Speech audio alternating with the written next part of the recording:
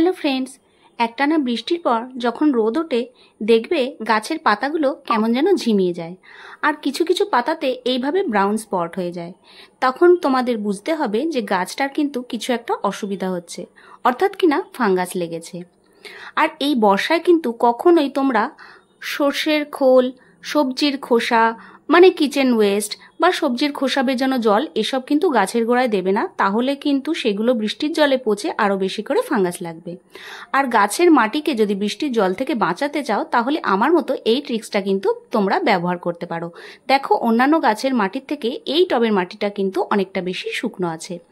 আর এই ফাঙ্গাস থেকে মুক্তি পাওয়ার জন্য আমরা কি করতে পারি, 1 লিটার জলে 1 চামচ যে কোনো ফাঙ্গিসাইড তোমরা গুলে নিয়ে প্রত্যেকটা গাছের গোড়ায় 200 ml করে দিয়ে দেবে, আর পাতাতেও বেশ কিছু স্প্রে করে দিতে পারো। তবে মাটিটা যখন শুকনো হবে তখন কিন্তু এই কাজটা আমাদের করতে হবে। তো দেখো, এই যে তোমাদের বলেছিলাম বর্ষায় কিছু কিছু টিপস দেবো, সেই টিপসগুলো তোমাদের দিয়ে রাখলাম। যদি টিপসটা ভালো মনে করো, প্রয়োজনীয় মনে করো, আমার চ্যানেলটাকে সাবস্ক্রাইব করো। আর তোমাদের গাছ এইভাবে ভালো থাকুক। আজ রাখছি, টাটা। সকলে ভালো থেকো।